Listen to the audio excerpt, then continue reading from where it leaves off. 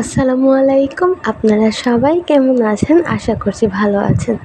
আজকে আমরা খুব সহজে বাসায় এই নবাবী সেমাইটি তৈরি করে দেখাবো। তো চলুন দেখে নিই কীভাবে খুব সহজে এই মজাদার নবাবী সেমাইটি তৈরি করতে পারবেন। এই সেমাইটি তৈরি করার জন্য প্রথমে একটা ফ্রাই প্যানে দিয়ে দিব 2 টেবিল চামচ ঘি।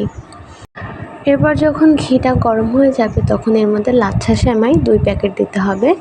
লাচ্ছা সেমাই দিয়ে এরপর এর মধ্যে দিয়ে দিব 4 টেবিল চামচ চিনি। এরপর দিয়ে দিব 1 কাপ গুঁড়ো দুধ। সব কিছু এখন আস্তে আস্তে অল্প আঁচে রেখে সব কিছুকে খুব ভালোভাবে মিশিয়ে নিব। এটাকে অল্প আঁচে রেখে আস্তে আস্তে মেশাতে হবে, না হলে কিন্তু পোড়া লেগে যাবে। যখন এটা আস্তে আস্তে সম্পূর্ণ চিনিটা মিশে যাবে সেমাইয়ের সাথে, তখন চুলাটাকে অফ করে এটাকে একটা ট্রেতে নিয়ে নিব। অর্ধেক সেমাই দিয়ে সুন্দর মতো ছড়িয়ে দিতে হবে। এখন ভিতরের যে ফিলিংটা আছে ওটা রেডি করার জন্য এখানে আগে থেকে গরম করে রাখা দুধ নিয়ে নিয়েছি। এরপর আমরা এর মধ্যে 2 টেবিল চামচ কাস্টার্ড পাউডার এবং 2 টেবিল চামচ কর্নফ্লাওয়ার আগে থেকে সুন্দর মতো পানি দিয়ে মিশিয়ে দিয়ে দিতে হবে। চুলাটা অফ থাকা অবস্থায় এগুলো দিতে হবে। এরপর দিয়ে দিব একটা কনডেন্স মিল্কের 3 ভাগের 2 ভাগ কনডেন্স মিল্ক এর মধ্যে দিয়ে দিব।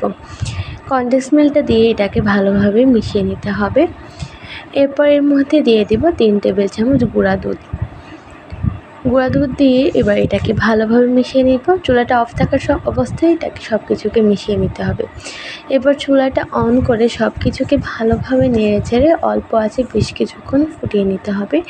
এটাকে কিন্তু অনবরত নেড়ে যেতে হবে, না হলে কিন্তু নিচ দিয়ে পোড়া লেগে যাবে।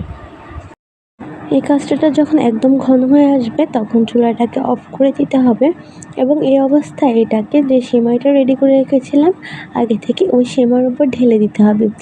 সেমাইয়ের উপর ঢেলে দেওয়ার পর এটাকে সুন্দরভাবে স্প্যাচুলা দিয়ে সেট করে নিতে হবে।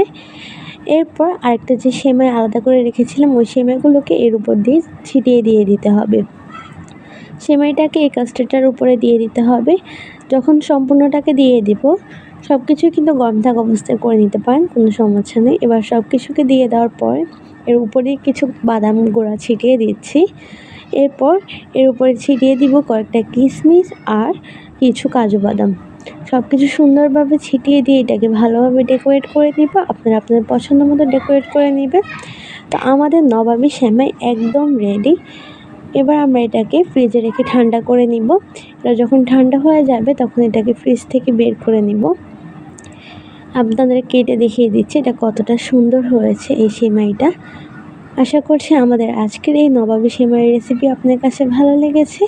ভালো লাগলে এরকম আর অনেক নতুন নতুন রেসিপি পাওয়ার জন্য আমাদের পাশেই থাকবেন। আজকের মতো এই পর্যন্তই। আল্লাহ হাফেজ।